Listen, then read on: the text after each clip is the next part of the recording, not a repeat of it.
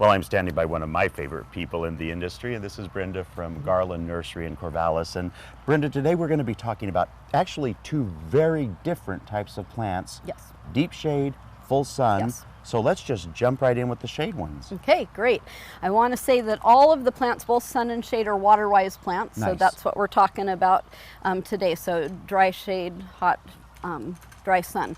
So tough as cast iron. This is the cast iron plant, Aspidistra, if you want the funny sounding botanical name.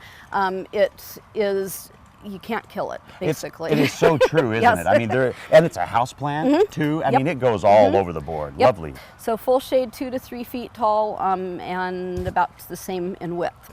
This is a brilliant Isn't thing. that gorgeous? It's so outstanding. So this is Watnong Gold Yew. And the very few conifers that like shade, tolerate shade. Yews are one, hemlocks are another.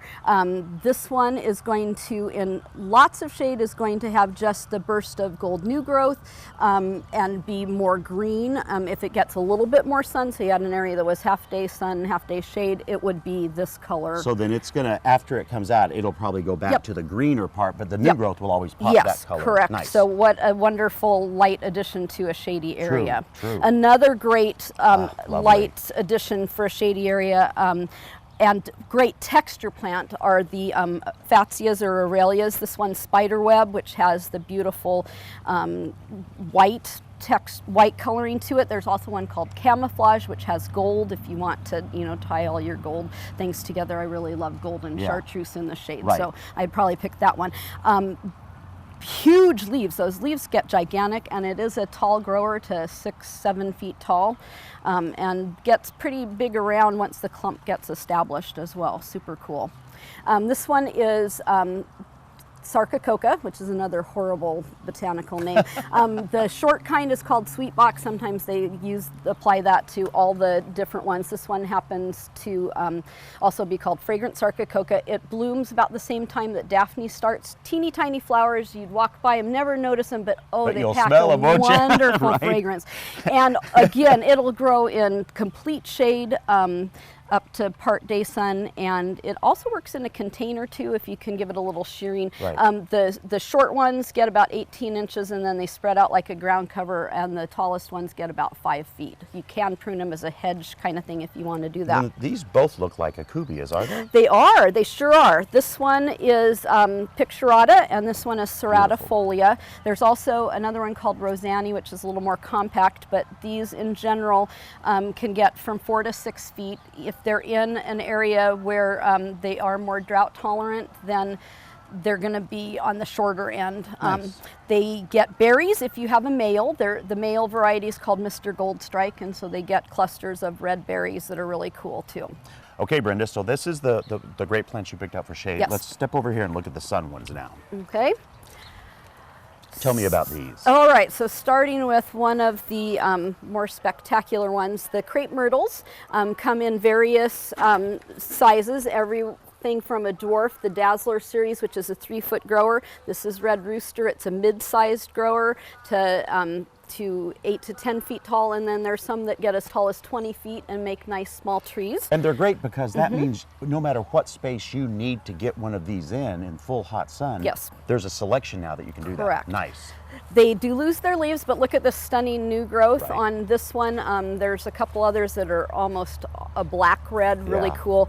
And they bloom really late in the summer too, which is a nice thing. So many things bloom in the spring that you don't have as many shrubs with good color later on in the season. So that's one appeal of these. And they love it hot.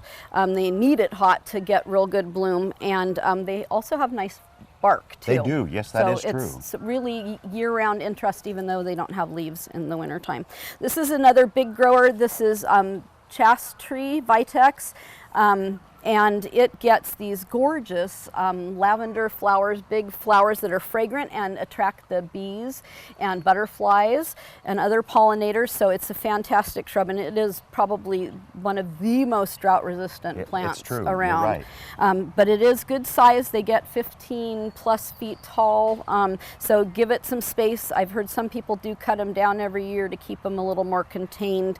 And they'll just come back from the ground then. Lovely. And I love that you have on both of these a selection of conifers for shade. Yes, and one thing to keep in mind with conifers, so the gold ones obviously like a little more shade in general, even the ones that are more sun tolerant, if they're real hot in the sun, they'll burn. But the ones that are great for hot sun are the silvery blue to green foliage varieties. And this one is a true blue cypress. It's very similar to the boulevard cypress, maybe a little smaller, growing to about 6 feet tall in 10 years. Yeah. It also works in a container as well.